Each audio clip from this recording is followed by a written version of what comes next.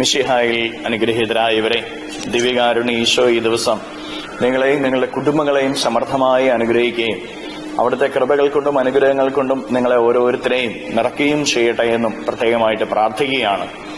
വിശുദ്ധ മർക്കോസിന്റെ സുവിശേഷത്തിന്റെ 16-ാമത്തെ അധ്യായത്തിന്റെ 1 മുതലുള്ള തിരുവചന ഭാഗങ്ങളില് ഭക്ത സ്ത്രീകള് അതിരാവിലെ എഴുന്നേറ്റ് കർത്താവിന്റെ കല്ലറയിലേക്ക് കടന്നു ചെല്ലുന്നത് നമ്മൾ കാണുക. സുഗന്ധക്കൂട്ടുമായിട്ട് കർത്താവിന്റെ കല്ലറയിലേക്ക് കടന്നു ചെല്ലുക.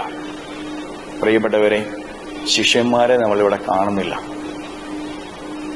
ഭയന്ന് വിറച്ച് വീട്ടിലിരിക്കുക. അവര് കൂടെ കൊണ്ടു നടന്ന് എല്ലാം പറഞ്ഞു.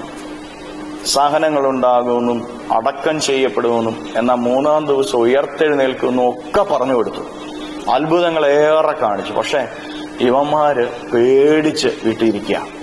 പക്ഷെ ഈ സ്ത്രീകള് ഭയമില്ലാതെ അതിരാവിലെ കർത്താവിന്റെ കല്ലറയിലേക്ക് ചെല്ലുക. അവിടെ കല്ലറയ്ക്ക് കാവൽ നിൽക്കുന്ന പടയാളികളൊക്കെ ഉണ്ട്.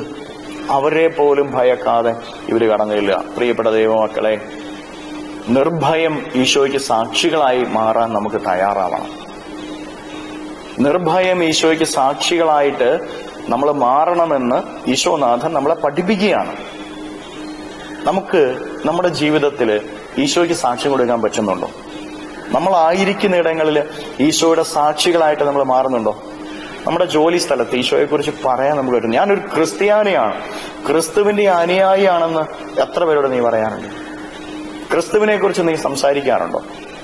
പ്രിയപ്പെട്ടവരെ, നമ്മള് പലപ്പോഴും ക്രിസ്തുവിനെ മറ്റുള്ളവരുടെ മുമ്പിൽ സാക്ഷ്യപ്പെടുത്താൻ ഭയപ്പെടുന്നവരാ. ഈ കാലഘട്ടത്തില് ഭയന്ന് ക്രിസ്തുവിനെ കുറിച്ച് നമ്മൾ പറയാറില്ല. ഞാൻ ക്രിസ്ത്യാനിയാണെന്ന് നമ്മൾ പറയില്ല. കാരണം ഭയമാണ്.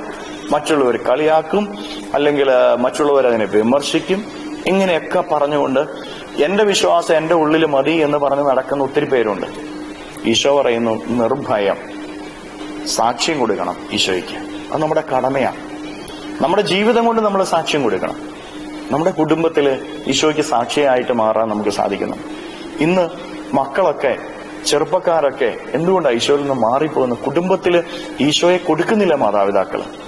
അവരുടെ ജീവിതത്തിൽ ഈശോയുടെ സ്നേഹം അനുഭവിച്ച് പരസ്പരം അവർ സ്നേഹിച്ച് മാതാപിതാക്കള് മക്കൾക്ക് മുമ്പിൽ മാതൃക കൊടുത്തു നോക്കി ഈശോയ്ക്ക് അവർ സാക്ഷ്യം കൊടുക്കുക.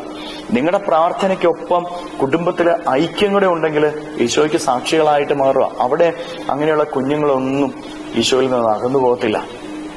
നമ്മുടെ പ്രവർത്തികളിലൂടെ നന്മ ചെയ്തുകൊണ്ട് വിശുദ്ധമായി ജീവിതം നയിച്ചുകൊണ്ട് നല്ലത് പറഞ്ഞ് നല്ലത് പ്രവർത്തിച്ച് ജീവിച്ചു നോക്കിക്കേ. പ്രാർത്ഥനയിൽ ആഴപ്പെട്ട് നോക്കിക്കേ. ഈശോയ്ക്ക് സാക്ഷ്യം കൊടുക്കുക. അത് ഈശോയ്ക്ക് ഇഷ്ടമാകും.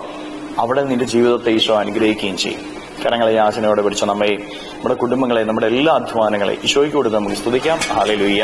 ഈശോയെ നന്ദി. ഹല്ലേലൂയ, ഹല്ലേലൂയ, ഹല്ലേലൂയ, ഹല്ലേലൂയ, ഹല്ലേലൂയ, ഹല്ലേലൂയ. കർത്താവ് ഈശോയെ മക്കളെ ഓരോരുത്തരെയും സമർപ്പിക്കുന്നു. ഇവരെ അനുഗ്രഹിക്കുകയും ആശീർവദിക്കുകയും ചെയ്യണമേ. ഇവരുടെ ജീവിതങ്ങളിലേക്ക്, ഇവരുടെ അധ്വാനങ്ങളിലേക്ക് ഇറങ്ങിച്ചെല്ലണമേ. കർത്താവേ, ഈ ഒരാഴ്ച ഇവരുടെ ജീവിതം നൽകിയ നന്മകൾക്ക് നന്ദി പറയുന്നു. ഈ ആഴ്ചയിൽ എല്ലാ കാര്യങ്ങളിലും കൂടെ ഉണ്ടായിരുന്നതിന് ഇവർ നന്ദി പറയുന്നു. ഈ ആഴ്ച ഇവർ ചെയ്ത കാര്യങ്ങൾക്കെല്ലാം വിജയം നൽകണമേ. ഈ ദിവസം ഇവരെ അനുഗ്രഹിക്കണമേ. Hallelujah, hallelujah. സർവ്വ തിന്മകളും ബന്ധനങ്ങളും കെട്ടുകളും തടസ്സങ്ങളും ശാപങ്ങളും ദുരിതങ്ങളും ഈ ദിവ്യകാരുണ്യത്താൽ ഇവരിൽ നിന്നും ഇവരുടെ ഭവനങ്ങളിൽ നിന്ന് ബന്ധിച്ചു നിർവീര്യമാക്കി നരകാഗ്നിയിലേക്ക് അട്ടിപ്പായിക്കുന്നു. ഹല്ലേലൂയ, ഹല്ലേലൂയ, ഹല്ലേലൂയ. നിത്യം പിതാവും പുത്രനും പരിശുദ്ധാത്മാവുമായി സർവേശ്വര എന്നേക്കും. ആമേൻ.